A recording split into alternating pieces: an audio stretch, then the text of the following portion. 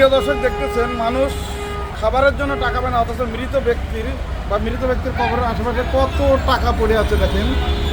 এই টাকা যে কারা খায় বা কী কাজে ব্যবহৃত হয় এটা আমরা এখনো পর্যন্ত জানতে পারিনি। আপনারা দেখতে পাচ্ছেন মনে হচ্ছে টাকার গুদাম, অথচ বাংলাদেশে কত অসহায় মানুষ আছে যারা খাবারের জন্য, এক মুঠো খাবারের জন্য কোনো টাকা পায় না। কি পরিমাণ টাকা পড়ে আছে দেখেন। সব কিছু তো অনুমোদন লাগে না রে ভাই, সব কিছু তো অনুমোদন লাগে না। দেখেন আপনি টাকার পরিমাণ দেখেন।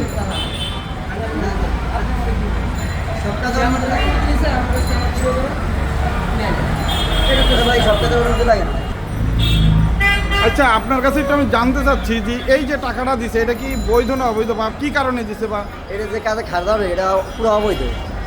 আপনার কি মনে হয় এখানে কত টাকা থাকতে পারে একটু দেখে বলেন তো দেখি। আনুমানিক মানে অগণিত টাকা, আমার মানে শেষ করতে পারবো না। কোটি টাকার উপর হবে হ্যাঁ মনে হয়, আমি গুনতে পারবো না, অনুমান করে বলতে পারবো না যে এ জায়গাতে কত টাকা আছে, কিন্তু অগণিত টাকা দেখতেছি। এই টাকাটা কি কাজে ব্যবহৃত হয়? কি যে কাজে যারা ব্যয় করবে এটা আমার জানা নাই, কিন্তু কিন্তু এখানে যে ছিল এই যে দেখতেছি মা বোনেরা আছে, পর্দা আছে, এটা তো না যায় কাজ করতে আছে। ঠিক আছে, ও বেপরদায় আছে এই যে, তাই তো? বেপরদা আছে, কন্যারা আছে। টাকাটা কি এনারা নেন না অন্য কেউ নেয় সেটা আমরা বুঝতে পারতেছি না। আপনারা দেখতে পাচ্ছেন এখানে হিউজ পরিমাণ টাকা। এই ওস্তাদ, ওস্তাদ এটার দায়িত্ব কি আপনি? ও সিটি কর্পোরেশনের দায়িত্ব জানেন না? আপনারা তো ইয়ে রয়েছে, এই জন্য বলতে পারছি না। কি জন্য আসছেন এখানে? খুশি হয়ে দিলাম। খুশি হয়ে গেলেন? আর বাপ মা নাই, দরিদ্র মানুষ নাই রাস্তার পাশে।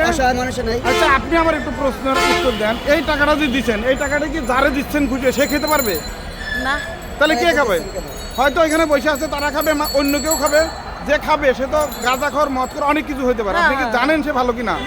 জানেন না। তাহলে আপনার আশেপাশে, আপনার গ্রামে দেখুন অনেক অসহায় মানুষ আছে যারা না খেয়ে বসে আছে। তাহলে ওই টাকাটা তাদের কাছে দেন, আপনি বেশি সব পাবেন।